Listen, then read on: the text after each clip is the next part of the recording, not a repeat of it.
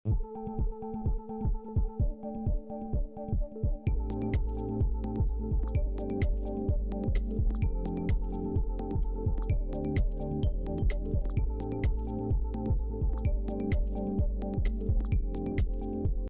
Mulya Hidayat, produser film Dilan didampingi kuasa hukumnya Dodi Haryanto mendatangi Pengadilan Agama Jakarta Selatan Selasa, tanggal 1 Oktober tahun 2024.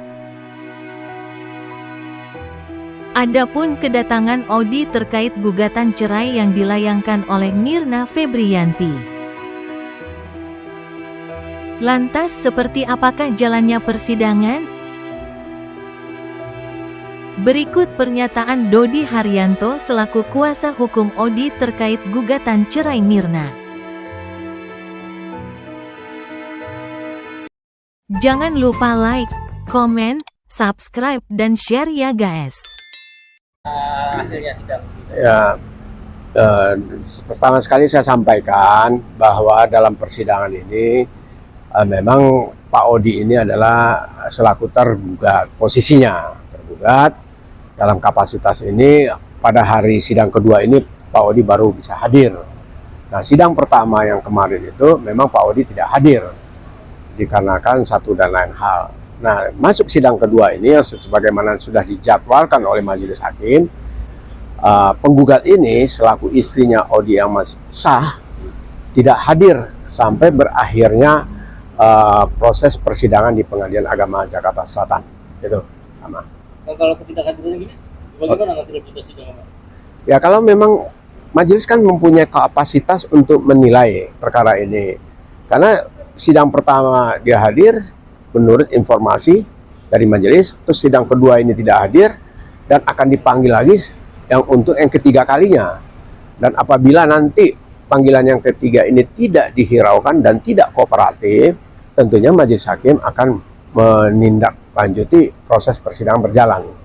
Apakah perkara ini selayaknya untuk diteruskan atau hakim akan mengambil sikap.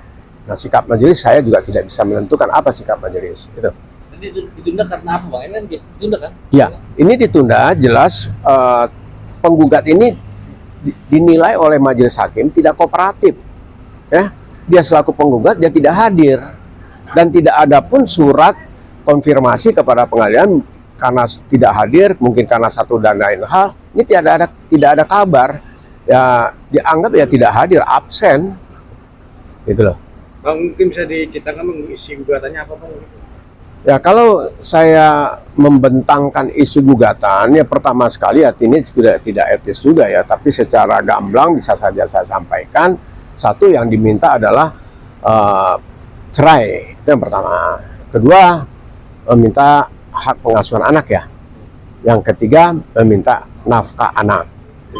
Nah, terus yang keempatnya dia meminta juga menghukum tergugat untuk memberikan uang idah dan mut'ah kepada suaminya dan nafkah lampau, nafkah yang belum terbayarkan oleh tergugat kepada istrinya yang sah.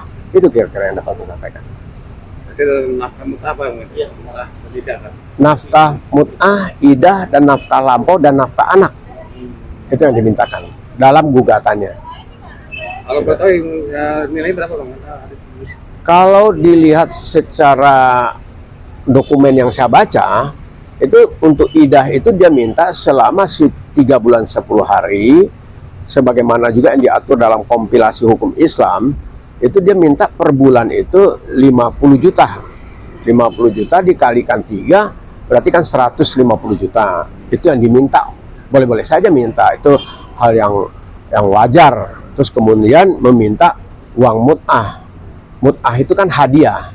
Yang dia minta adalah mut'ah itu rumah yang dipercetakan negara dan apartemen. Dan padahal kalau kita bicara soal perkawinan itu kan masuk satu kesatuan harta gono gini ya, kalaupun dia minta ya sah-sah saja karena dalam kompilasi hukum Islam itu juga menjamin bahwa permintaan istri ya sah-sah saja tentunya berdasarkan azas kepatutan dan kemampuan.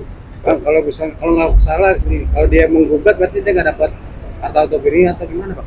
Nah, jelasin. Dalam hal ini kan penggugat ini menggugat hanya cerai dan nafkah. Nah, harta gonok ini kan tidak jadi termasuk dalam gugatan. Perkara yang terpisah, gitu Bang. Ya, ada kok. Gitu. Surat edaran Mahkamah Agung. Alasan Pak Odi sendiri tidak mau bicara kenapa?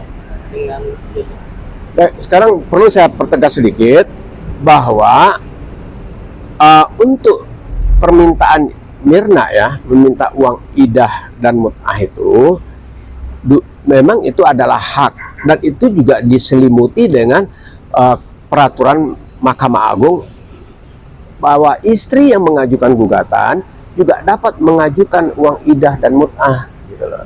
Jadi tidak menutup kemungkinan, dan itu dipertegas dengan surat SEMA Mahkamah Agung. Nah, itu yang jelas. Nah, soal tadi kenapa Pak Odi dalam kapasitas ini tidak berbicara, ya dia karena menganggap peristiwa hukum dan konstruksi hukumnya dia minta cerai, ya dia tidak banyak memberikan opini-opini dan tidak mau merespon apa yang menjadi keinginan istrinya. Ya kalau memang dia mau mengajukan gugatan cerai, ya udah saya terima katanya. Jadi tidak perlu lagi berdalih dan lain-lain gitu. Jadi istilahnya Pak Odi dalam kapasitasnya, karena kenapa dia diam? Karena dia sudah dengan ikhlas menerima apa yang menjadi tuntutan dan gugatan istrinya. tapi tidak keberatan Bang ya? Ya tidak keberatan. Pak Odi juga menyampaikan dalam persidangan tadi, ya dia tidak keberatan, dan majelis tanya apakah saudara keberatan untuk istri saudara mengajukan gugatan cerai. Dia menyampaikan dengan terbata-bata, dia bilang tidak keberatan, silahkan aja diputus oleh pengadilan sesuai dengan rule of the game yang ada di Pengadilan Agama Jakarta Selatan. Gitu. Tapi apa yang dibuat di soal lokasinya tidak masalah Bang ya? Apa tidak? Ya, kita harus kembalikan lagi kepada konstruksi hukumnya, ya kan, saya katakan kepada konstruksi hukumnya. Kalau istri yang mengajukan gugatan cerai, di mana istri itu bertempat tinggal gitu loh. Nah, kalau suami yang mengajukan gugatan cerai talak sebagai pemohon, istri sebagai permohon, di mana istrinya bertempat tinggal. Nah, ini ada sedikit agak miskomunikasi ya, bahwa konstruksi hukumnya si Mirna ini selaku penggugat beralamat di Jakarta Pusat, sedangkan dia mengajukannya di Pengadilan Agama Jakarta Selatan. Bisa saja ini semuanya kembali ke penilaian kepada majelis hakim. Bang, dia sudah pisah rumah berapa lama sih Bang? Soalnya dia dibuat cerai Ya, kalau pisah rumah, pisah ranjangnya itu memang sudah sesuai dengan surat edaran Mahkamah Agung, di mana memberikan batas waktu itu 6 bulan. Itu aja. 6 bulan. Nah, ini justru itu Mirna mengajukan itu karena kondisinya sudah melebihi dari 6 bulan. Kalau alasan selain gugat cerai itu adakah orang ketiga atau karena memang ada alasan yang lain? Nah, kalau masalah ada pihak ketiga, saya terlalu jauh nanti masuk.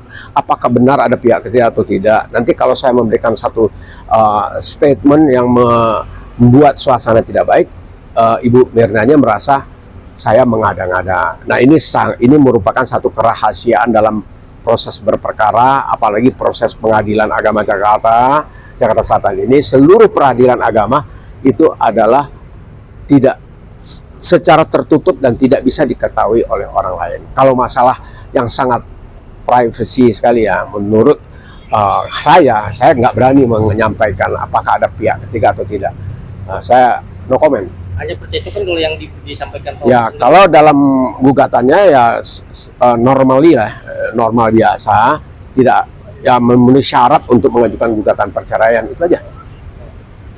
Tapi kecewa nggak sih Bang, penggugat nggak datang? Ya, kalau dikatakan kecewa dari raut mukanya Pak Odi tadi, ini kemana kok tidak kooperatif seperti ini, kenapa saya sudah menunggu lama kok nggak hadir, terus tidak, padahal dia selaku penggugat, kenapa dia tidak mau hadir. Nah, ini yang menjadi kerisauan daripada Pak Odi. Ya, kecewa ya pastilah. Emang sudah berapa lama tidak ketemu dengan istri? Ya, kalau lamanya sudah cukup lama juga ya.